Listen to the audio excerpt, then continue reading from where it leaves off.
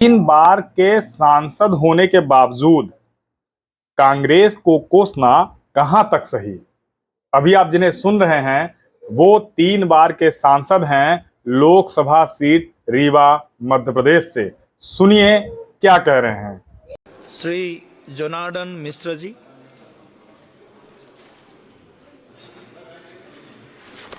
धन्यवाद सभापति महोदय। आपने मुझे मत्स्य और पशुपालन विभाग के अनुदान मांगों पर चर्चा करने के लिए अवसर दिया।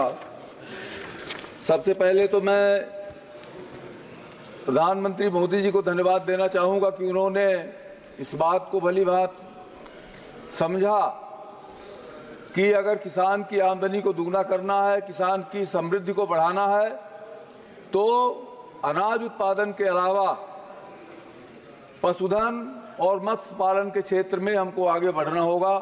और इसीलिए 2019 में उन्होंने इस मंत्रालय का मत्स्य पालन, पशुपालन और डेयरी मंत्रालय का गठन किया और उसके बाद से मत्स्य पालन और डेयरी उत्पादन के क्षेत्र में महत्वपूर्ण कदम उठाए गए।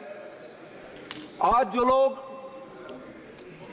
किसानों की बात करते हैं, मैं उनसे एक सवाल पूछना चाहूंगा महोदय आपके माध्यम से। 40 साल पहले इस देश में, 40-45 साल पहले दो बहुत महत्वपूर्ण घटनाएं घटी।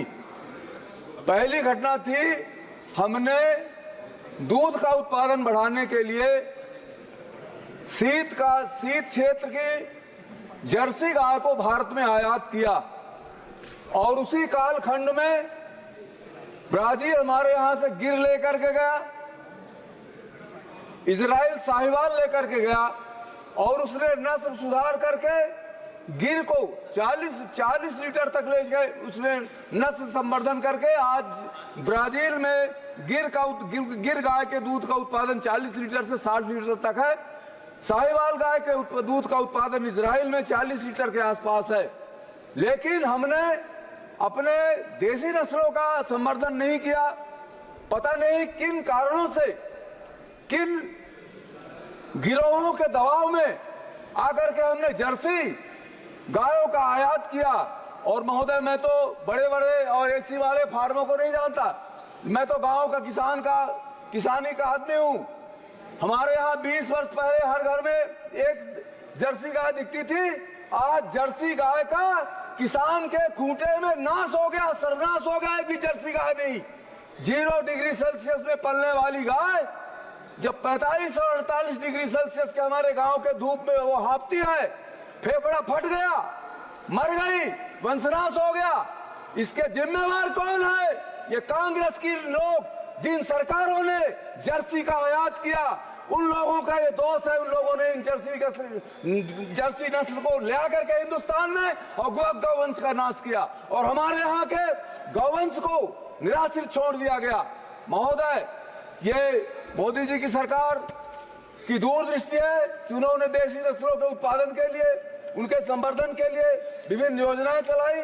और आज मैं विश्वास के साथ कह सकता हूं कि ये गोकुल मिशन हो, चाहे कामधेनु मिशन हो, या डेयरी प्रसंस्करण के मामले हो, डीएनए आधारित जेनेटिक चयन का मामला हो, या राष्ट्रव्यापी कृत्रिम गर्भाधान हो, IVPM प्रौद्योगिकी को बढ़ावा देने का मामला हो, लिंग चयनित वीर्य उत्पादन का मामला हो, या चाहे पशु की पहचान और पता लगाने का मामला हो, वंश परीक्षण और नस्ल चयन का मामला हो, राष्ट्रीय डिजिटल पशुधन मिशन के माध्यम से पशुओं की गुणवत्ता सुधारने का मामला हो, नस्ल के गुणन फार्म का मामला हो, इन तमाम सारी नीतियों का संचालन करके देसी नस्लों को, दुधारू पशुओं के संवर्धन को बढ़ावा देने का काम किया गया है। ये लक्ष्य निर्धारित किया गया है कि जो पशु दूध का, जो 6 महीने 7 महीने में उनके दूध की उत्पादकता 400 लीटर 300 लीटर होती है, 500 लीटर होती है, उसको 4000 लीटर प्रति दूध श्रवण वर्ष के रूप में लक्ष्य निर्धारित किया गया। इस तरह से हम ये देखें कि आज मोदी जी की सरकार दूध उत्पादन के क्षेत्र में किसानों की मदद करने के लिए किस तरह के काम कर रही है। पशुधन के मामले में, चाहे वो बकरी पालन का मामला हो, चाहे सुअर पालन का मामला हो, चाहे ऊंट पालन का मामला हो, चाहे भेड़ पालन का मामला हो, चाहे ऊन उत्पादन का मामला हो, इन सारे मामलों में जिस तरह से जो योजनाएं बनाई गई हैं, उनके लिए समय नहीं, आप अभी घंटी बजाएंगे। तो हमको इस वजह से मैं संक्षेप में इन सारी योजनाओं को बता रहा हूं कि इन सारे सेक्टरों में ये नस्ल भी, अब ब्रजमोहन जी ठीक कह रहे हैं कि नस्ल परिवर्तन हो गया, अब वो अकल परिवर्तन नहीं हो रहा। दिक्कत ये है, नस्ल तो परिवर्तित हो गई लेकिन अकल अभी बाकी है परिवर्तित होने में।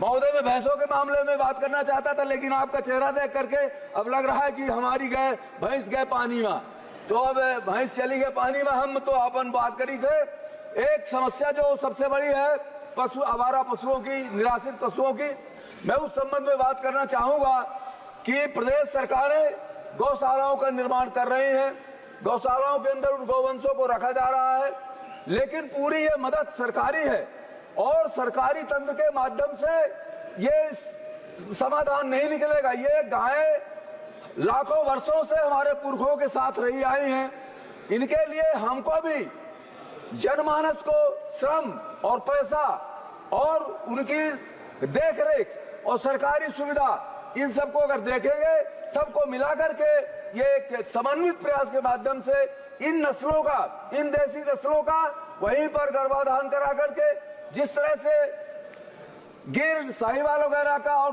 दूसरी देसी नस्लों का उत्पादन वृद्धि के लिए प्रयास किया जा रहा है, उसी तरह से इन गौशालाओं में रहने वाली बेसहारा गायों की भी नस्लों का सुधार और इनके परिपोषण का काम होना चाहिए।